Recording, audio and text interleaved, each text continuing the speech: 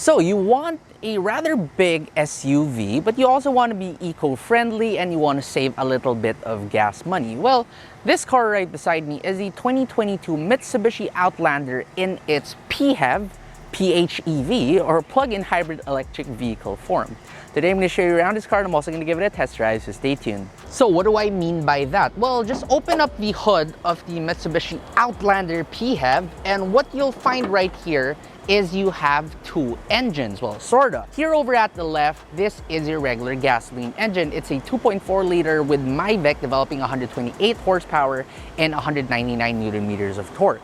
Meanwhile, on its side is your plug-in hybrid motor, and this is also a dual motor setup. You have 60 kilowatts sent to the front wheels and 70 kilowatts of power sent to the rear wheels, making this an all-wheel drive vehicle as well. You can go EV mode, you can go series hybrid mode, and also parallel hybrid mode, which I shall explain later on in the drive. But all you need to know is that when you are traveling in the city, you can do anywhere around 0 to around 50 kilometers per liter, and if you're going on the highway, you can get up as high as 18.5 kilometers per liter with this large SUV. Let's check out the styling of the Outlander PHEV. Well, up front, it's not very EV-like. It's still your conventional dynamic shield design from Mitsubishi. And yes, you still do have a grille because that still has a gasoline engine inside. You have LED headlights with DRLs, and even your fog lamps down below are LEDs too. Plus, you have a couple of front parking sensors. Towards the side, there is the plug-in hybrid EV badge and also 18-inch rims. But here's the difference. Now, if you take a look at this cover right here, well, this is your regular gas tank. But on the other side, which we'll check out later, there's another surprise for you. Towards the rear, styling is still very traditional Mitsubishi. Huge tail lamps, some chrome strips on it, and also the Outlander PHEV badge, reverse sensors, reverse camera, and a faux diffuser down below. This tailgate right here, it is powered, and it's a little bit slow, but that's normal for a lot of these powered tailgates. And in here, you have a huge amount of space. You can even fold down those seats 60/40. Plus, you have a parcel cover and a household charging port as well. If you lift up this false floor right here, there's even a handy space for you to put your charger, which I'll show later. And also, this is where your regular 12-volt battery is located. Now for the surprise part, so come over to the other side of the car on the passenger side, and you have another cover which looks like the gas tank filler cap. But when you do open that, what you reveal is two of these charging ports. On the left, the smaller one, that is for your home charging and charges up in about 5 hours, slow charging. And on the other side is your fast charger. In some charging stations, which takes a CHAdeMO port, CHAdeMO plug, you can charge this car to 80% from low in just about under an hour. Let's step inside and check the door hood first. It sounds about all right. The interior of the Outlander PHEV, well, it looks extremely modern if you time travel back to 2013. But for today's standards, all I can say is this interior is looking extremely dated. You don't have that much curves in here. Everything has like hard lines on it. So this part right here really does protrude to give you this air vent. The air vents by these sides, they look very similar to that of 90s cars where it is separate. Anyway, though, they do give you some soft touch material. So you get a leather wrapped dash with stitching too. Here on the sides too, they are all soft touch, and a lot of these faux carbon trim. But the most futuristic and the only modern thing that I can say about this interior is this shifter right here, which is a shifter that you typically find in a lot of electric vehicles. That is a nice touch. The steering wheel looks very modern though. It is quite similar to the ones that you will find inside the Mitsubishi Montero Sport, and you also have buttons for your adaptive cruise control, which by the way this car has. Also, this does come with paddle shifters, but I'm going to talk about these paddle shifters later on in the drive. They aren't what you think they usually are. Your instrument cluster too, it's very traditional looking. However, instead of having a tachometer for your RPM, it does show you your kilowatt rating, so when you are using your engine, and you also have your eco and your charge meters right there. Towards the center is a 7-inch touchscreen with a reverse camera, also with some sort of an around view camera too, and it is quite responsive and also comes with Apple CarPlay and Android Auto.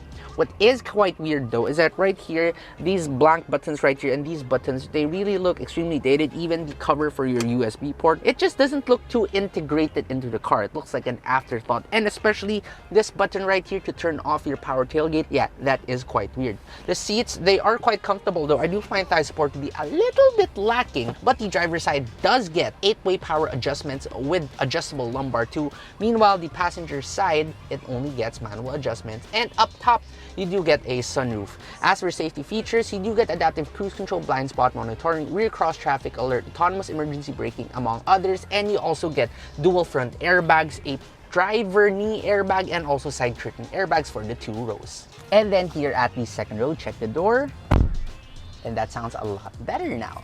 Over here, the first thing you will find is that the seats, they are okay, but thigh support could be improved just a little bit more, just like the front seats. They do recline though, which makes them pretty comfortable overall. However, the floors are rather high, so you can't really bend your legs like fully 90 degrees because you have the batteries located here. Anyway, legroom is great, so is headroom, and you even have this center armrest right here with 2 cup holders, and you also have your own air vents, you have a USB port, and also a home charging port. Plus, seating 3 people in the Outlander PHEV is actually more than doable because the transmission tunnel is not exactly the highest, and it's not that wide too. And the car, although not the widest either, yeah, you can comfortably do this even for moderately long journeys. So now we drive the Mitsubishi Outlander PHEV, and there's a couple modes to drive this car. So you have your EV mode, which you can use in town, and it's exclusively going to use the battery unless you really floor it all the way, then the gasoline engine will kick in. And this is good up to 135 kilometers. But there's also a couple more amazing, smart, intelligent modes that this car has. So it can function as a series hybrid vehicle, wherein the gasoline engine's sole job is to charge up your batteries. It will in no way power the wheels, thereby giving you still the feel of an electric vehicle with all the instant torque and all the quietness. But the Mitsubishi Outlander PHEV also has a parallel hybrid mode, which is your conventional hybrid mode.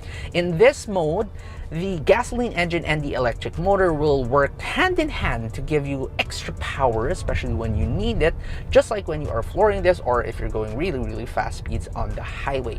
Now, some of the advantages of driving a PHEV include the ability to charge at home, and you can charge it in about 5 hours as mentioned earlier, and it can give you a range of up to 30 plus kilometers in a single charge. Don't expect way more because, well, you only do have a 13.8 kilowatt hour battery, but for your daily needs, especially if you live in NCR, that system is honestly more than enough. Now, the steering in this car is also really light, so it feels very assisted, not direct at all, which means that it is great for city roads. And couple that with the inherent nature of electric vehicles being very fuel efficient, especially in heavy traffic and stop and go traffic, well, this makes for a great city cruiser. Acceleration due to that electric motor and that instant torque is also pretty good, especially for a car this big. You really wouldn't expect a car this big to accelerate that fast, but well, that is the perks if you do drive a hybrid vehicle such as this one. Noise too is extremely hushed. As you can see right now, I'm pretty much just whispering,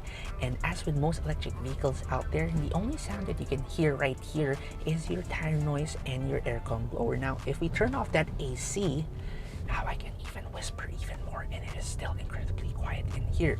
Now I'll go back to my normal voice. Despite the batteries being located under the floors too, and you would expect a lower center of gravity, the Mitsubishi Outlander PHEV doesn't really like to handle well. It still is a very tall car, it still is a very heavy car, so once you do push it over those corners, you will still feel a significant amount of body roll. Remember how I talked about the paddle shifters in this car? So the paddle shifters, they look normal, like a conventional paddle shifter. However, instead of shifting gears, since this only has an e-transmission, not a real transmission system, these function as your options or your toggle switches for your regenerative braking. So you start off with drive, and that's with barely any regenerative braking, just a little bit. But once you hit the left paddle shifter, you're gonna go into your B mode. You start with B0, and as you go down those gears, you can proceed all the way up to B5, and it really progressively makes your regenerative braking more and more aggressive. Now, speaking of that braking though, that regenerative braking, if I compare this to a lot of electric vehicles currently in the market, it is not as aggressive, surprisingly, even if you put this in B5 mode, which again is the most aggressive mode out there. Harshness too, it's incredibly comfortable after you go over a speed bump or you go through a couple of potholes. It kind of just soaks everything up and it just softly plops you down. It's a very wallowy feeling car. I like it. It's really good for these bad roads of Manila. Now, there's also a couple of other modes, other driving modes in the Mitsubishi Outlander PHEV. So you have your Eco mode and your Sport mode, self-explanatory. But there's also the Save mode and the Charge mode. In Save mode, it will try to conserve your electrical energy, your battery, as much as possible. This is best used, for example, when you're on the highway and you will be entering the city real soon with bad traffic. So that's that. And then Charge mode is you pretty much just forcing the engine to kick in and just start charging up your battery. This is also perfect for when you want to have a full charge of that battery when you're about to enter a very congested area. So the Mitsubishi Outlander PHEV is one comfortable SUV that is eco-friendly, and as long as you drive in the city most of the time, it's very fuel efficient. However, at its price of 2.998 million pesos and with the lack of charging stations here in the Philippines, especially those that takes the Chademo plug, it is kind of hard to justify the purchase of this vehicle right here. But if you are really into a big SUV that has all the EV potential, a series hybrid, and also a parallel hybrid at the same time, then maybe the Mitsubishi Outlander is a car that you will consider.